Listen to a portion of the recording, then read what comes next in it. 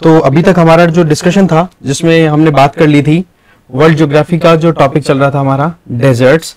उन डेजर्ट्स में कुछ बेसिक्स के बारे में तो पार्ट 1 में हमने डिस्कशन कर लिया, जो कि आप अभी देख सकते हो आराम से, जो आपका ये जो प्लेटफॉर्म है टीचमेंट पे जिसमें हम बात कर रहे हैं RAS 2022 GCRAS 2022, ठीक है।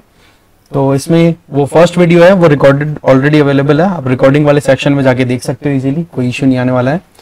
खैर अभी हमारा जो डेजर्ट टॉपिक है उसी को कंटिन्यू करेंगे, उसी का पार्ट 2 है, जिसमें एक इंपॉर्टेंट स्टेटमेंट यहां पर आपके सामने है।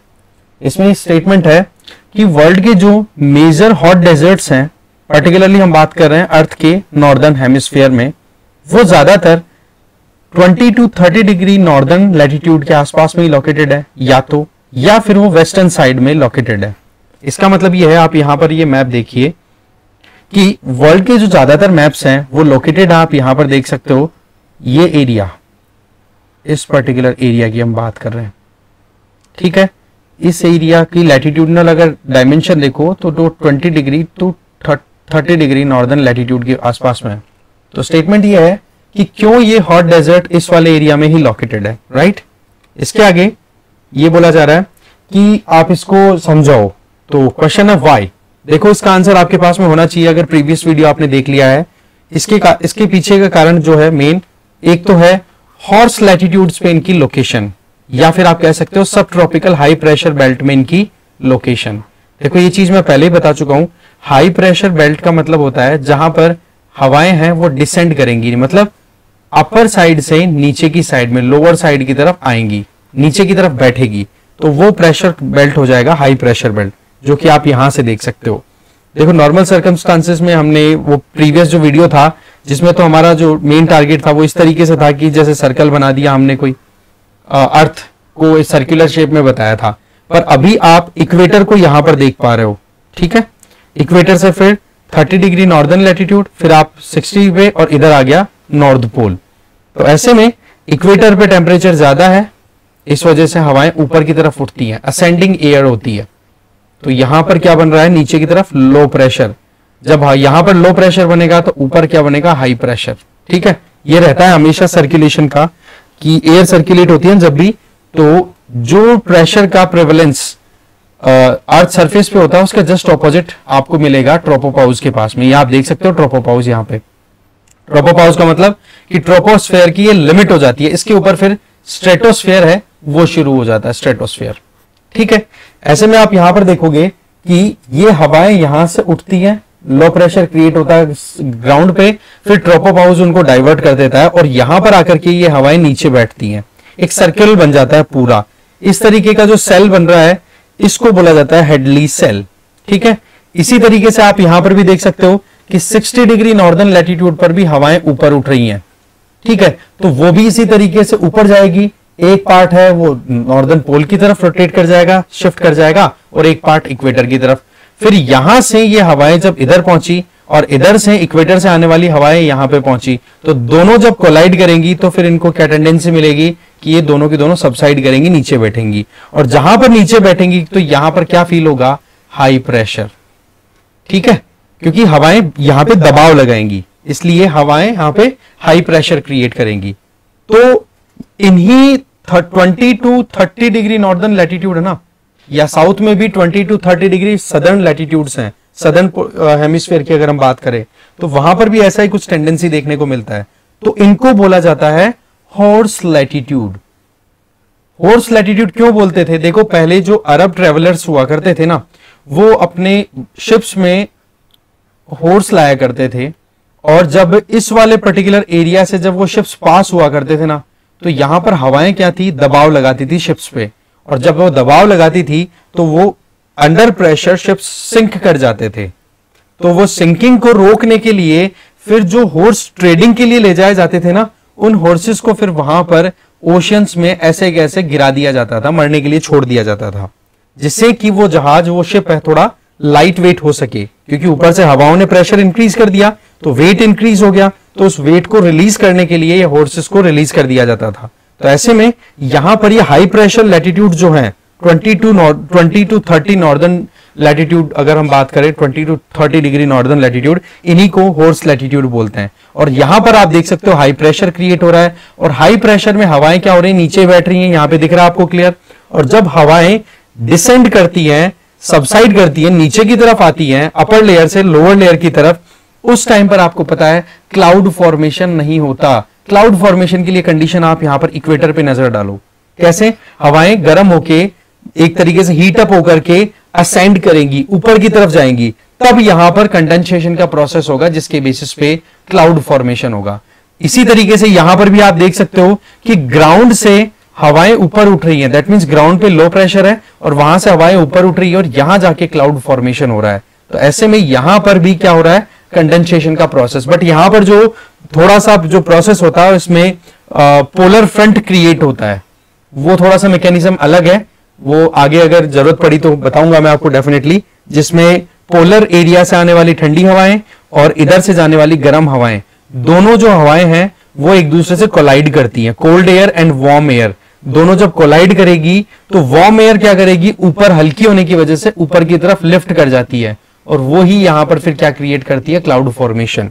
ठीक है, तो इस तरीके का मैकेनिज्म है, वो कभी हम देखेंगे, जैसे कि पोलर फ्रंट्स कैसे क्रिएट होता है, कभी बेसिक्स के बारे में पढ़ने को मिला तो बता देंगे। बाकी ये आप जरूर याद रखोगे सीक्वेंस जो आपके सामने है, कि ये वाला जो सेल है इसको बोलते हैं हेडली सेल, इसको बोलते हैं फेरल सेल, और ऊपर वाले को बोलते हैं पोलर सेल। ठीक है, ये इक्वेटर्स हैं, आप पोल की डायरेक्शन में जाते हो तो आपको इस तरीके से दिखाई देगा। ओके, तो ये हेडली सेल और फेरल सेल की जो एक तरीके की डिसेंडिंग एयर्स हैं वो हाई प्रेशर बेल्ट क्रिएट करती है, और उन्हीं हाई प्रेशर बेल्ट वाले एरिया में जो लैटिट्यूड्स हैं उन्हीं को हॉर्स लैटिट्यूड्स बोला जाता है। तो ऐसे में आप यहां पर देख सकते हो कि ये area 20 to 30 degree northern latitude का एरिया जो है ना, वो बोला भी क्या जाता है, सब tropical high pressure belt. High pressure का तो क्लियर हो ही गया, सब ट्रॉपिकल क्यों, क्योंकि आप जो है ट्रॉपिक ऑफ कैंसर से नॉर्थ की तरफ जा रहे हो। अब आपको पता है 23.5 डिग्री नॉर्दर्न लैटिट्यूड पर ट्रॉपिक ऑफ कैंसर है, इसलिए इससे बाहर का जो एरिया हो गया उसको हमने बोल दिया सब ट्रॉपिकल, या एक्स्ट्रा ट्रॉपिकल भी बोल दिया जाता है। ठीक है ना, तो ऐसे में यहां पर हाई प्रेशर होता है, हाई प्रेशर की कंडीशन, और हवाएं हैं डिसेंडिंग, दैट मींस हवाएं हैं वो नीचे बैठ रही हैं, तो ऐसे में प्रिसिपिटेशन का कोई फेवरेबल कंडीशन प्रिवेल नहीं करता, मतलब यहां पे ना तो स्नोफॉल की कंडीशन आती है ना रेनफॉल की कंडीशन आती है। तो इस केस में यहां पर डेजर्ट्स का फॉर्मेशन लाजमी है, अपने आप होगा। पहला पॉइंट क्लियर है। नंबर 2 कि जब आप इन सब ट्रॉपिकल एरियाज में लोकेटेड जितने भी डेजर्ट्स हैं उन पे अगर हम नजर डालें तो उनके पास से कुछ तो ऐसे डेजर्ट्स हैं जिनके पास से जो ट्रेड विंड्स हैं वो दूर की तरफ फ्लो करती हैं। ये भी हमने प्रीवियस वीडियो में देख लिया था, जैसे आप यहां पर इस मैप में देख सकते हो कि यहां पर जो ट्रेड विंड्स हैं उनकी डायरेक्शन है ये इस तरीके से जाती है वो। तो इसका मतलब क्या हो गया कि लैंड टू ओशियन ये हवाएं चलती हैं, ये विंड्स चलती हैं। इसकी वजह से क्या हो गया कि पहले ही यहां पर मॉइस्चर नहीं है, और अगर थोड़ी बहुत मॉइस्चर लैंड पे है तो उसको वो ओशियंस की तरफ ले जाती है। तो इसकी वजह से भी क्या होता है, डेजर्ट कंडीशन जो है वो प्रिवेल करती है, अगर हम फोकस करें पर्टिकुलरली इस पर्टिकुलर सब ट्रॉपिकल हाई प्रेशर बेल्ट पे। ओके, दूसरी तरफ अगर देखो तो वेस्टर्लीज हैं वो ऑन शोर आती हैं, पर वो क्या है कि ज्यादातर एरिया जहां से बाहर की, मतलब जहां पे डेजर्ट एरिया फॉर्मेशन हो रहा है उससे बाहर निकल जाता है। ये मैंने प्रीवियस वीडियो में बता दिया था, आपने देख लिया नहीं है तो पहले वो देख लेना आप जरूर से। उसमें बताया था कि नॉर्दर्न हेमिस्फेयर में अगर हम हैं और हमारा फेस अगर या तो पोल की तरफ है, नॉर्दर्न पोल की तरफ है, या इक्वेटर की तरफ है, तो उस केस में हमें शिफ्ट कैसा महसूस होगा, राइट वर्ड, कोरियोलिस फोर्स की वजह से। ये कि ये वर्चुअल फोर्स होता है जो कि अर्थ के रोटेशन की वजह से हमें फील होता है। तो ऐसे में अगर आपका फेस, आपकी पीठ तो है, आपकी बैक है वो तो नॉर्दर्न पोल की तरफ है, और आपका फेस इक्वेटर की तरफ है, तो आपको शिफ्ट कैसा महसूस होगा, इस तरफ, राइट साइड में। ठीक है, और अगर मान लो आपकी जो बैक है वो तो इक्वेटर की तरफ है और आपका फेस है पोल की तरफ, नॉर्दर्न पोल की तरफ, तो आपको राइट साइड में शिफ्ट होगा। तो इस तरीके से ये यहां पे ओरिजिन हो रहे हैं, ये वाली विंड, इनको बोला जाएगा वेस्टर्लीज, क्योंकि इनका ओरिजिन किस डायरेक्शन से हो रहा है, वेस्ट डायरेक्शन से। ठीक है, नॉर्थ ईस्ट साउथ वेस्ट, तो इस डायरेक्शन से इनका ओरिजिन हो रहा है, इसलिए इनका नाम ओरिजिन के बेसिस पे रख दिया।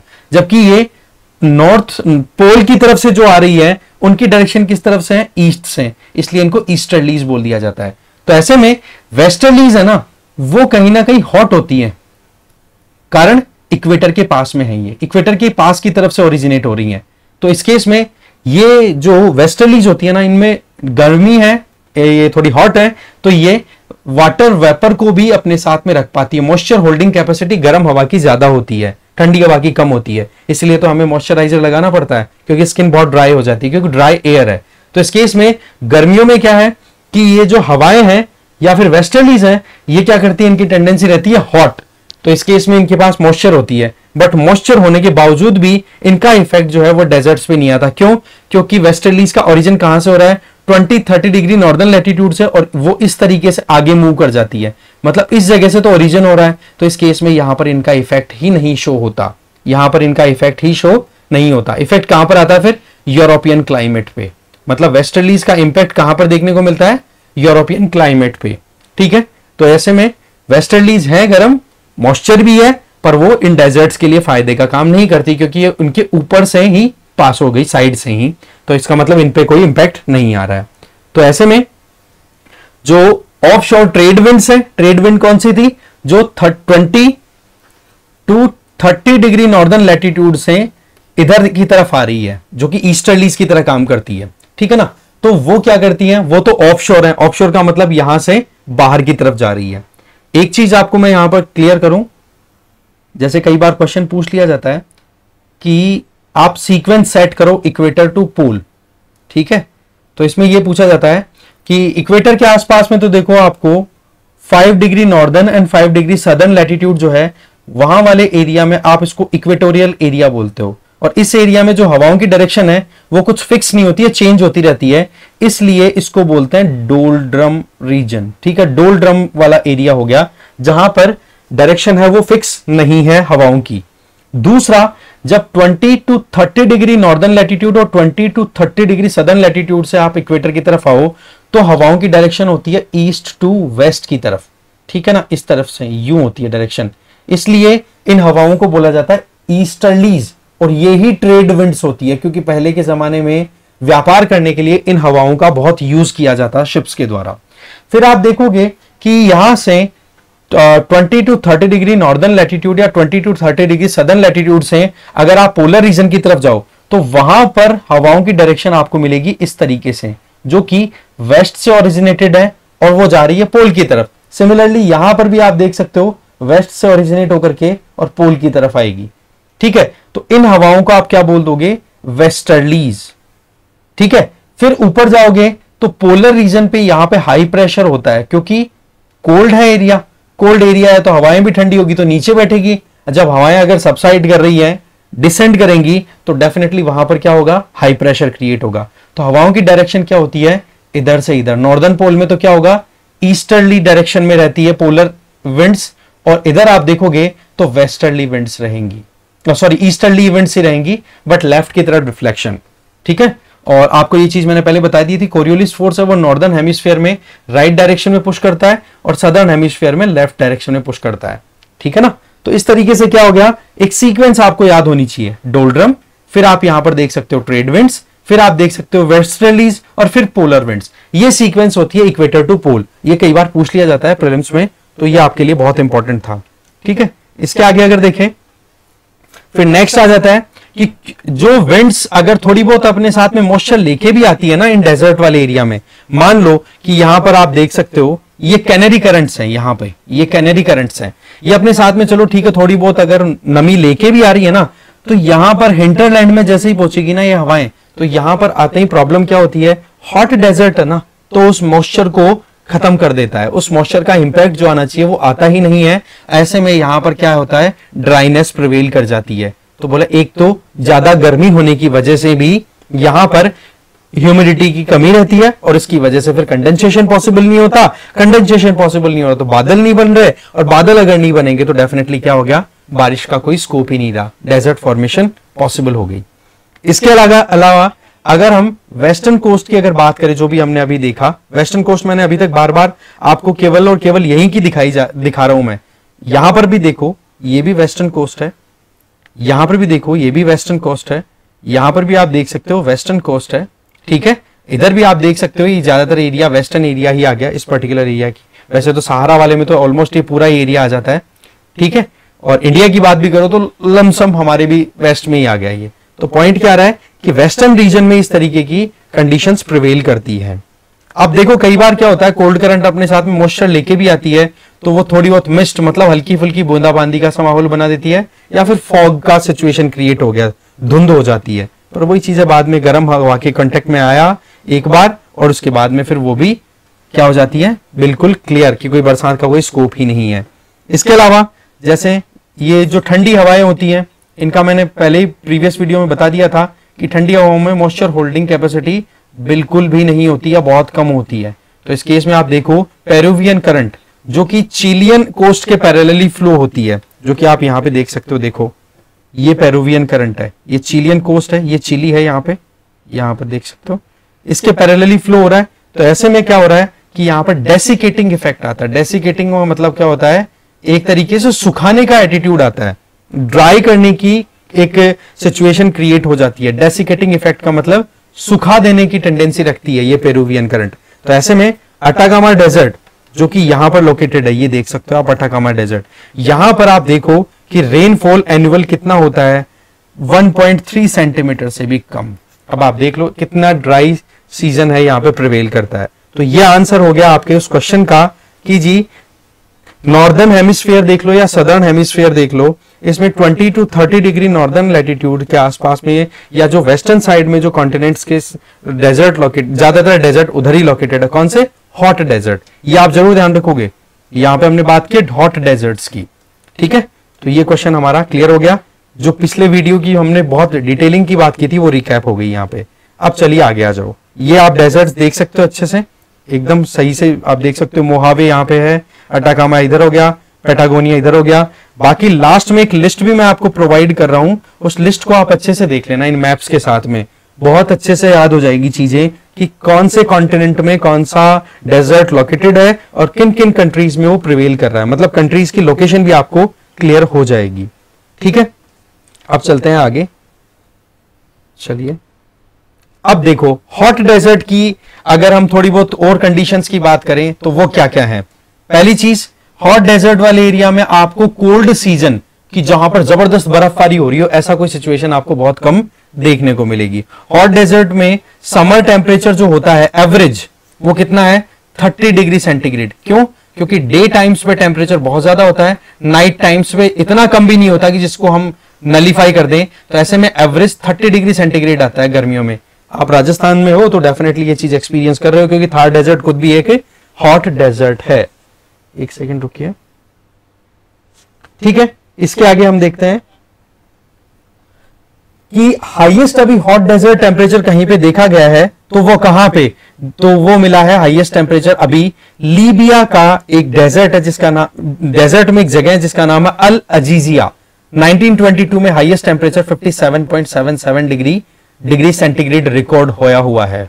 इसके अलावा यहां पर आप देख सकते हो हाई टेम्परेचर एक कारण है जिसकी वजह से हाई प्रेशर तो बनता ही है क्योंकि हवाएं नीचे बैठ रही है, हाई प्रेशर के साथ में हाई टेम्परेचर भी है, तो दोनों चीजें मिलकर के सोने पे सुहागे वाला काम हो गया। हवा, आसमान बिल्कुल क्लियर होता है, बादल बनने का कोई स्कोप नहीं है, क्लाउडलेस स्काई होता है, और जबरदस्त तरीके से इंसोलेशन। जब आसमान में बादल नहीं होंगे तो एल्बिडो इफेक्ट नहीं होगा। एल्बिडो का मतलब कोई रिफ्लेक्शन नहीं होगा, सनलाइट ऐसे की ऐसे एब्जॉर्ब करेगी वहां की जमीन, और इसकी वजह से वहां पर और ज्यादा हीट क्रिएट होगी।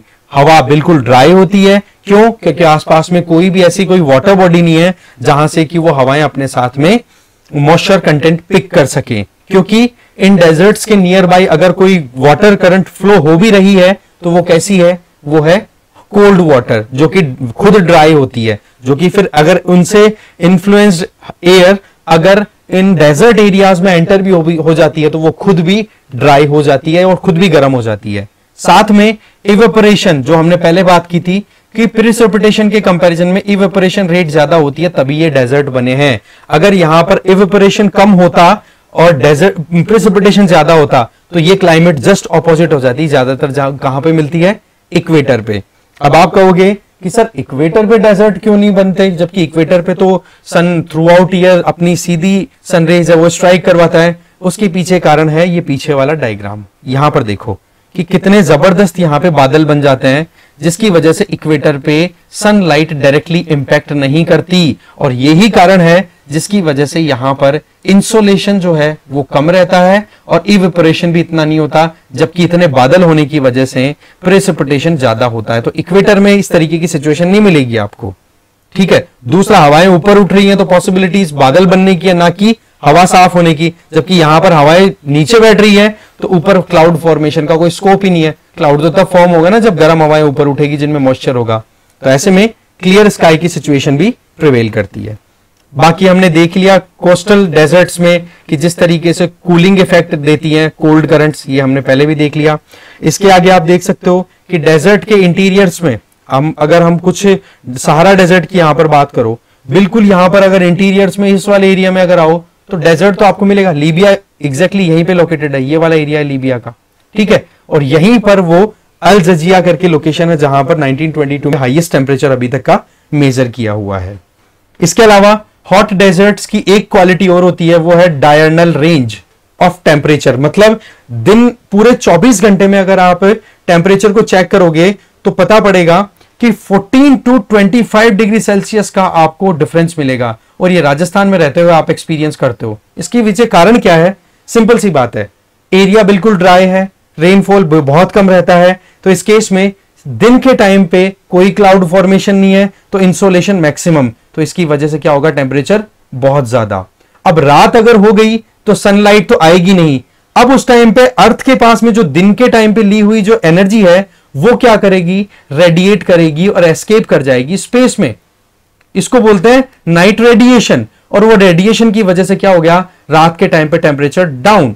तो देखो, एक तो कि रात को तो टेम्परेचर बहुत कम हो गया और दिन में टेम्परेचर जबरदस्त हो गया, तो यहां पर डायरनल टेम्परेचर रेंज मतलब एक दिन में कितना टेम्परेचर वेरिएशन आ रहा है, ये अपने आप में यूनिक फीचर है, यूनिक एक आप कह सकते हो कैरेक्टरिस्टिक है हॉट डेजर्ट्स की, कि दिन में जबरदस्त गर्मी पड़ती है, रात को ठंड हो जाती है और टेम्परेचर डिफरेंस आपको मिलता है लगभग 14 से 25 डिग्री सेंटीग्रेड, ठीक है।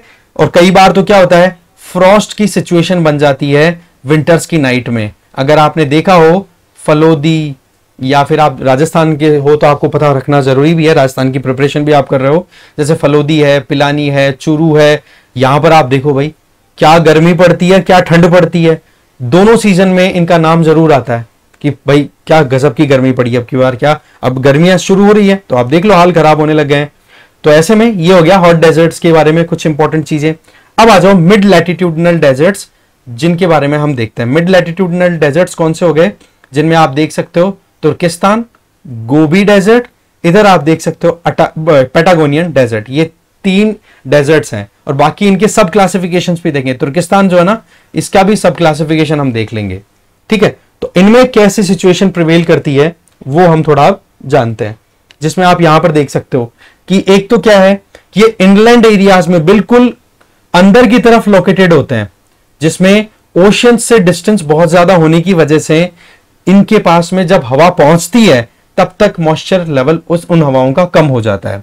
साथ में इनके आसपास में हाई माउंटेन रेंजेस भी मिलती हैं, और माउंटेन रेंजेस अगर मिल गई तो आपको पता है कि रेन शेडो इफेक्ट जो है वो दिखता है, कि विंडवर्ड साइड जहां से हवाएं टकरा रही है उस तरफ तो रेनफॉल जबरदस्त, और फिर बाद में ये विंड क्रॉस करके आगे जाएगी तो वहां पर मॉइस्चर लेवल हो जाता है कम, तो इस वजह से यहां पर क्या बन जाती है, डेजर्ट्स। तो ऐसे में माउंटेन्स का भी वहां पर प्रेजेंस एक अपने आप में इंपॉर्टेंट सेगमेंट शो होता है, जो मिड लैटिट्यूड डेजर्ट्स होते हैं। तो ऐसे में जो रेन बियरिंग विंड्स हैं वो कहीं ना कहीं इन पर इफेक्ट नहीं दिखाती, जैसा कि आप यहां पर देख सकते हो सिंपल, कि यहां से जो हवाएं आ रही होती हैं वो इस वाले एरिया में लोकेटेड माउंटेन्स की वजह से गोबी डेजर्ट में रेनफॉल नहीं करेगी।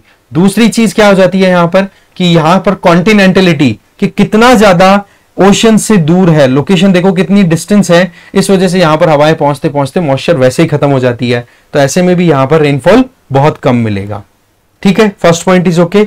दूसरा, मान लो कि कोई डिप्रेशन क्रिएट हो जाए, डिप्रेशन का मतलब वहां पर लो प्रेशर क्रिएट हो भी जाए, कहां पे, ये जो मिड लैटिट्यूड डेजर्ट्स हैं वहां पे अगर लो प्रेशर क्रिएट हो भी जाए तो वही बात है कि हवा अट्रैक्ट हो भी तो हल्की फुल्की रेनफॉल वहां पे मिल सकती है। पर हाँ वही चीज है कि अगर ये विंटर्स की बात हम करें तो नॉर्दर्न हेमिस्फेयर में अभी विंटर्स गई हैं, तो इस केस में यहां पर कॉन्टिनेंटलिटी के चलते आपको पता होना चाहिए कि जो लैंड है वो ओशियन के कंपैरिजन में गर्म भी जल्दी होती है तो ठंडी भी जल्दी होती है, तो विंटर्स के टाइम पे ये एरिया ठंडा भी बहुत जल्दी होता है।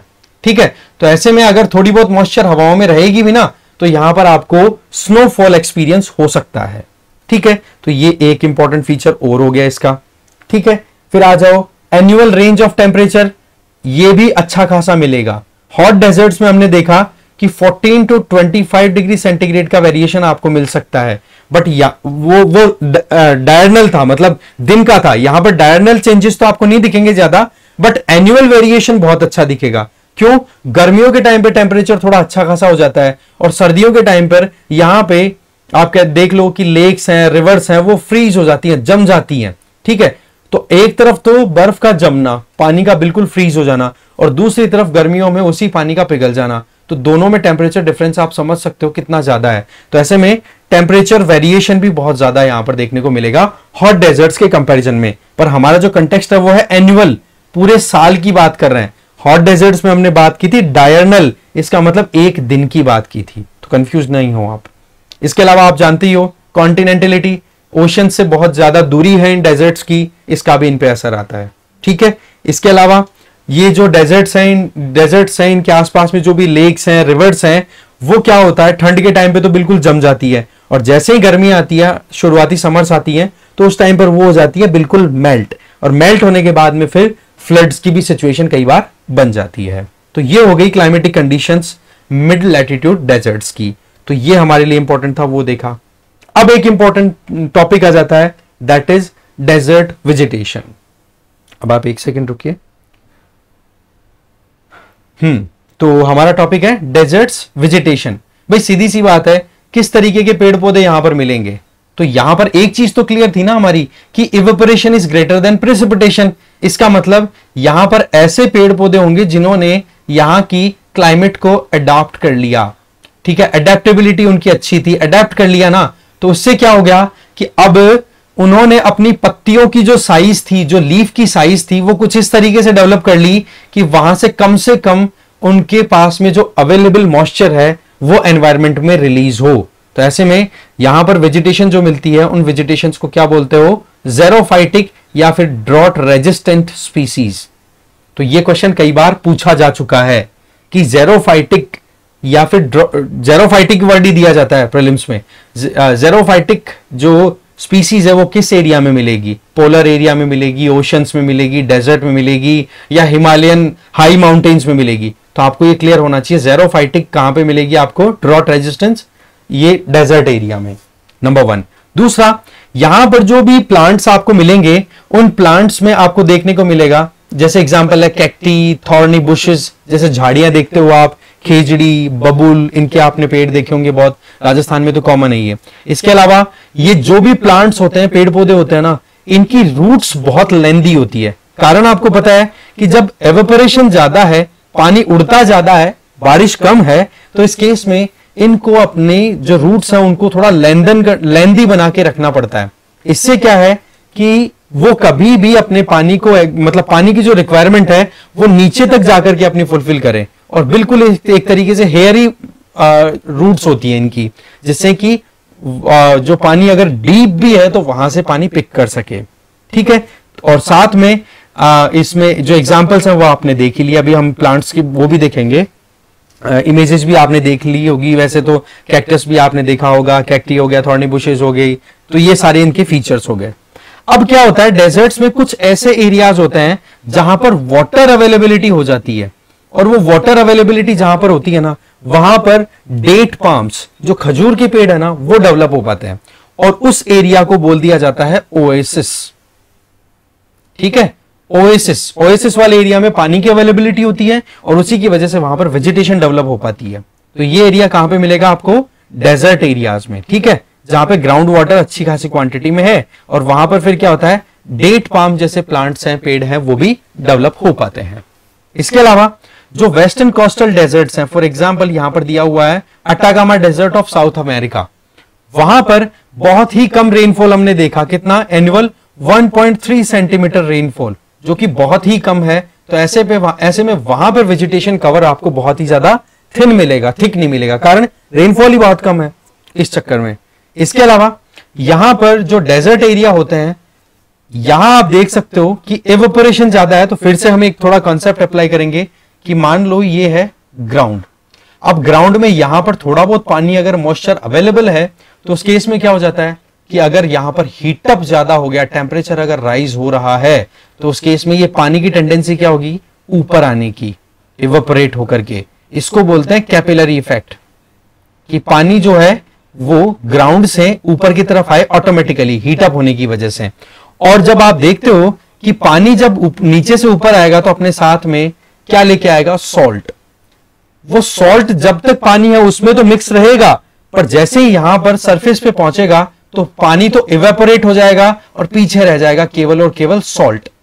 और वो सॉल्ट मिलकर के एक तरीके से पैन बना लेते हैं, जैसे यू लेयर क्रिएट कर लेते हैं, ठीक है। और वो लेयर जो क्रिएट होती है उसको क्या बोल दिया जाता है डेजर्ट एरियाज में, बहाडाज।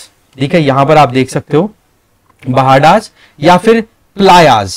इसमें क्या होता है, एक हार्ड पैन बन जाते हैं। दैट मींस सरफेस पे वो सॉल्ट है वो फिक्स हो गया और उसकी वजह से अब वहां पर वो सरफेस बिल्कुल हार्ड बन जाती है। तो ऐसे में आप देखो प्लायाज और ये बहाडाज ये कब बनते हैं, एक कंडीशन बनती है वो ये कि जब रेनफॉल सीजन आती है, रेनी सीजन आती है ना, उस टाइम पर जो रेन होती है उसका पानी हल्का फुल्का जब परकोलेट कर जाता है और फिर जब जैसे ही टेम्परेचर राइज होता है तो पानी फिर से बाहर निकलने की टेंडेंसी रखता है। तो इसी वजह से वहां पर एक तरीके से सीजनल लेक्स बन जाती हैं। सीजनल मतलब कि जब तक पानी है तब तक वहां पर झीलें बन जाती हैं, उन्हीं को प्लाया बोला जाता है। और फिर आप देखते हो कि वहां पर वो जो पानी है आसपास का, जैसे मान लो ये डिप्रेशन है, कोई खड्डा है, इधर से पानी आएगा बह करके और यहां इकट्ठा हो जाएगा पानी, तो ये क्या बन गई, एक छोटी लेक बन गई। पर वो लेक क्या है, सीजनल है, कुछ दिनों तक ही टिकेगी जब तक बारिश है, बारिश गई कुछ दिनों के अंदर गायब। पर यहां पर जो आसपास का जो सॉल्ट है ना इस सॉइल का, वो तो आके इकट्ठा हो गया ना, तो यहां पर अब क्या हो गया, एक तरीके से सॉल्टी सॉइल हो गई। ठीक है जी। इसके अलावा डेजर्ट एरियाज में हमने देखा कि वेजिटेशन तो पहली चीज तो है नहीं, और अगर वेजिटेशन है भी तो वहां पर क्या है, टेम्परेचर बहुत ज्यादा है। टेम्परेचर बहुत ज्यादा है तो इस वजह से वहां पर मॉइस्चर टिक नहीं पाती है, और मॉइस्चर अगर नहीं टिकेगी तो जो भी वेजिटेशन डिग्रेड होना चाहती है जिससे कि वो ह्यूमस में कन्वर्ट हो सके, वो पॉसिबिलिटीज बहुत कम हो गई। तो ऐसे में डेजर्ट एरियाज जो होते हैं वो ह्यूमस डेफिशिएंट होते हैं, ह्यूमस यहां पे नहीं मिलेगी आपको। ये हमने देख ही लिया था कि ये जो यहां पर जो झाड़ियां मिलती हैं, श्रब्स या स्क्रब्स जो मिलती हैं डेजर्ट एरिया में, उनके पास में रूट्स बहुत लंबी लंबी होती है, बहुत गहरी रूट्स आती है। कारण क्योंकि मॉइस्चर को लेना तो है उनको सर्वाइवल के लिए, इसलिए उनको ये एडेप्टेबिलिटी डेवलप करनी पड़ी। इसके आगे अगर डेजर्ट्स के लिए कुछ और इंपॉर्टेंट वेजिटेशन की फीचर्स की बात करें तो देखो, कुछ प्लांट्स या फिर ज्यादातर प्लांट्स तो ऐसे होते हैं जिनके पत्तियां ही नहीं होती, लीव्स कभी दिखेगी नहीं आपको। यहां पर आप देखो इस तरीके से होती है, और पत्तियां हैं भी तो किस तरीके के, निडल शेप्ड, एकदम तीखी हो जाती है।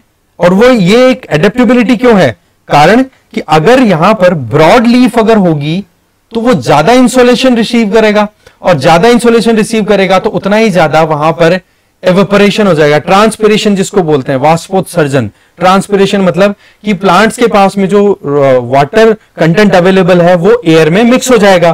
तो ऐसे में इन्होंने अपनी एडेप्टेबिलिटी ऐसी बना ली कि पत्तियां जो है वो कांटों जैसी दिखती है।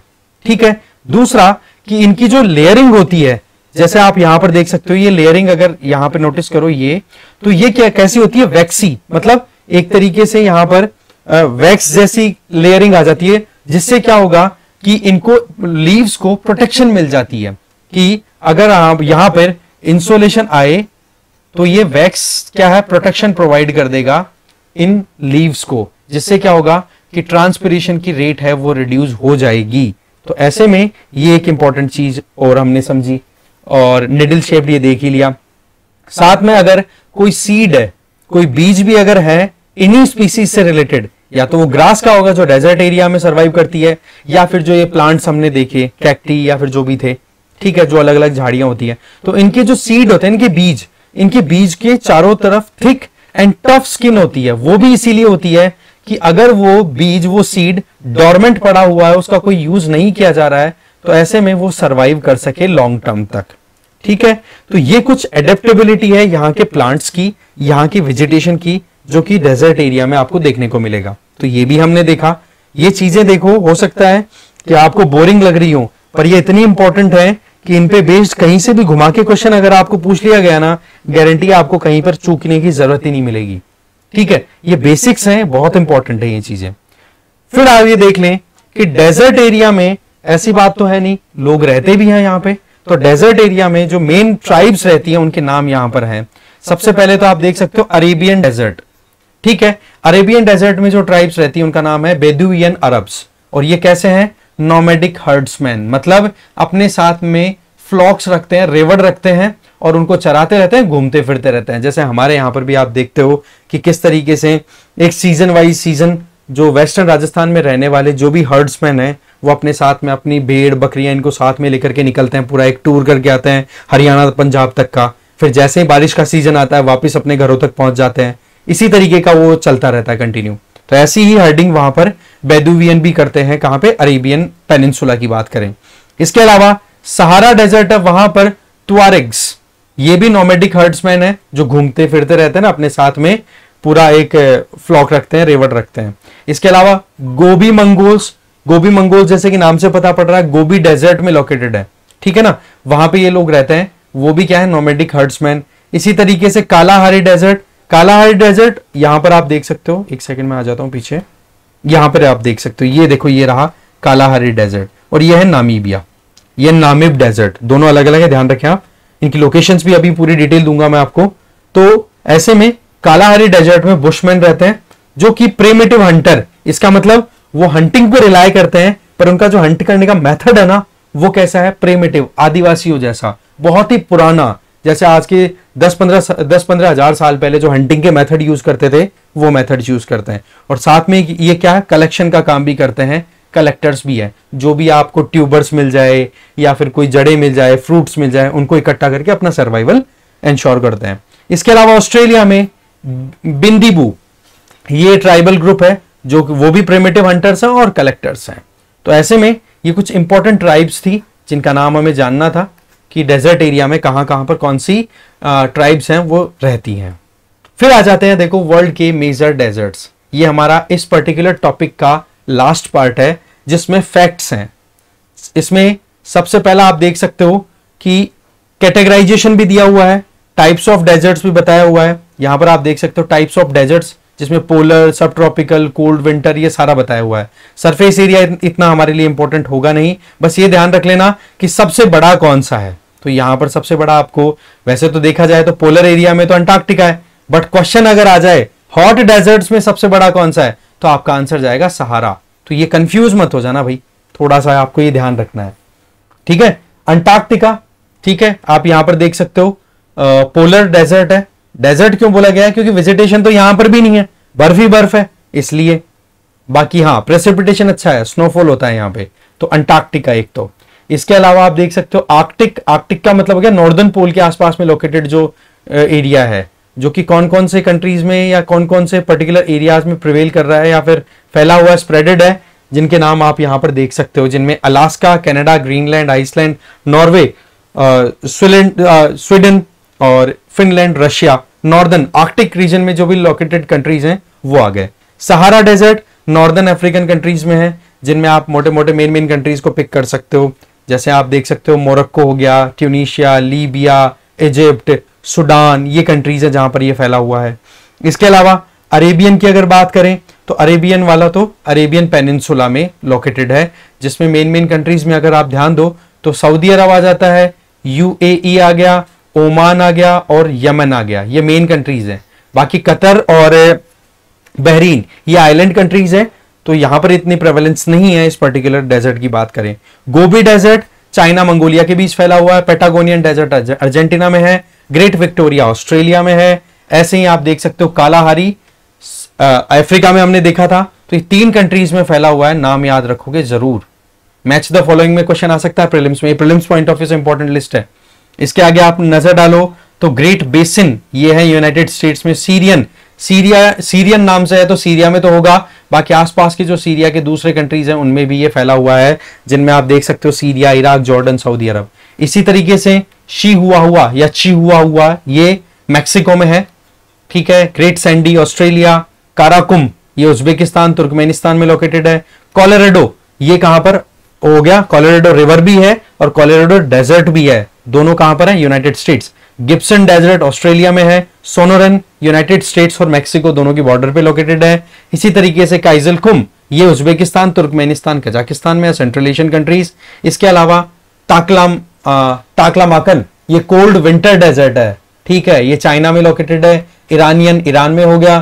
थार डेजर्ट आपको पता ही है, इंडिया पाकिस्तान दोनों में। सिम्पसन डेजर्ट है वो ऑस्ट्रेलिया में। मोहावे जे को एच बोलोगे, मोहावे डेजर्ट यूनाइटेड स्टेट्स में लोकेटेड है। ऐसे ही अटाकामा आपको पता है चिली में, और साथ में पेरू भी आएगा, ठीक है। ये चिली लिख के छोड़ दिया इन्होंने, पेरू एंड चिली। और नामिब डेजर्ट है, ये कोस्टल आपको पता है, तो इसमें अंगोला, नामीबिया और साउथ अफ्रीका ये कंट्रीज हैं। तो ऐसे में डेजर्ट का जो हमारा पोर्शन है वो यहीं पे कंप्लीट होता है। अब एक चीज आपको इंपॉर्टेंट बतानी है, वो ये कि आप जैसे हमारा जो क्लासेस का शेड्यूल रहेगा वो कुछ ऐसा है जिसमें मंडे टू फ्राइडे तो हमारी रहेंगी क्लासेस, ठीक है, या मंडे टू अपन छोड़ो, मंडे टू सैटरडे तो रखेंगे क्लासेस, ठीक है। और फिर बाद में मैं आपको जो क्वेश्चंस हैं, जो भी हमारे टॉपिक्स कवर हो जाएंगे पूरे वीक में, उनमें से पर डे के हिसाब से आपको 4-4 क्वेश्चंस कलेक्ट करके और फिर बाद में एक पीडीएफ शेयर करूंगा अपना जो टेलीग्राम चैनल है उस पर, या हो सका तो मैं थोड़ा टीचमेंट का और थोड़ा सा सिस्टम समझ लूंगा, तो यहां पर आपको क्वेश्चंस प्रिपेयर करके दे दूंगा। तो उससे क्या होगा, आपका टेस्ट सीरीज भी पैरेलली कंटिन्यू चलता रहेगा।